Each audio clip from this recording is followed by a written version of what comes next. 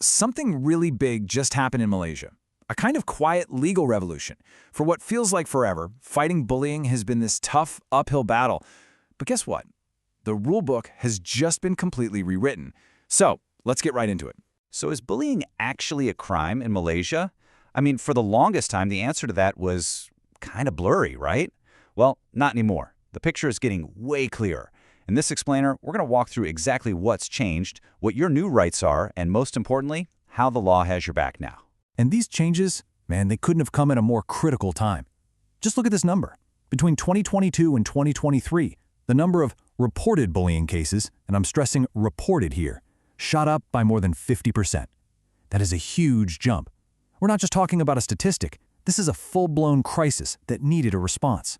Okay, let's put that into perspective. This chart shows the official numbers from the Ministry of Education. We're looking at a jump from just under 4,000 cases to almost 5,000 in a single year. But here's the really scary part. Everyone agrees these numbers? They're just the tip of the iceberg. So many cases never, ever get reported. So what are we even talking about when we say bullying?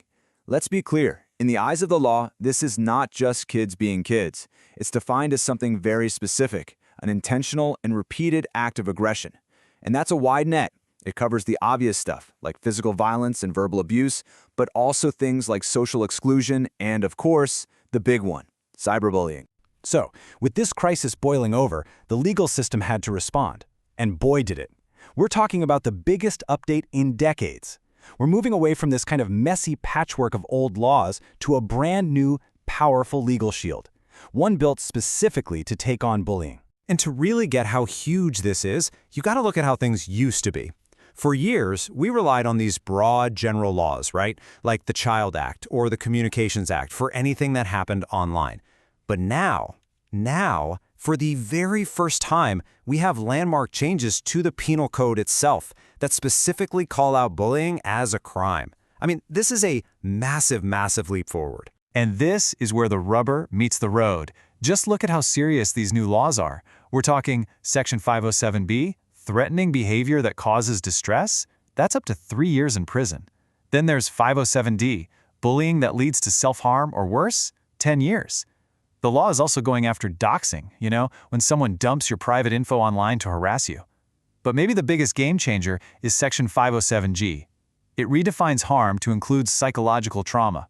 Finally, the law is saying loud and clear, emotional scars are just as real as physical ones. Okay, so where does all this apply? Where do these new protections actually matter in real life? The short answer, pretty much everywhere. Let's break down how this new legal shield works in the 3 main places where bullying really seems to thrive.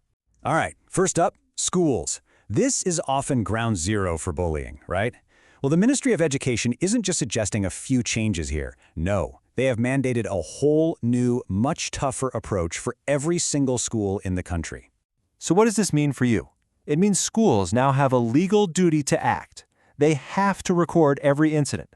They must have zero-tolerance policies with real consequences. They're required to run prevention programs and actually train their teachers on this stuff. So yeah, the days of schools just sweeping this under the rug, they're officially over. But hey, this isn't just about what happens in the schoolyard. The new laws stretch right into the workplace too. We're talking about powerful new protections that are fundamentally changing the whole dynamic between bosses and their staff. Your boss, your company, they are now legally on the hook to create a safe work environment. This isn't optional.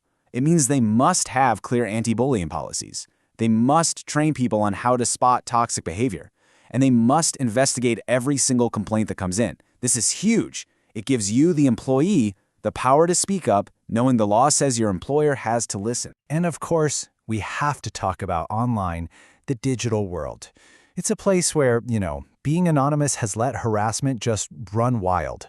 But guess what? The legal protections there have also gotten a massive, massive upgrade. Cyberbullies are now facing what's basically a 1-2 punch from the law. First, they can get hit under the old Communications and Multimedia Act. We're talking big fines, even jail time. But now, on top of that, all those tough new penal code rules we just went over, the ones about causing distress, about doxing, yep, they apply online too. The message is clear. There is nowhere to hide anymore. Okay, so you might be thinking, this all sounds good on paper, but do these laws actually have any teeth? Well, that is a great question. let's look at a couple of landmark court cases that show you exactly what the real-world consequences look like. I'm sure many of you remember this one, the Zulfarhan case. It absolutely shocked the nation.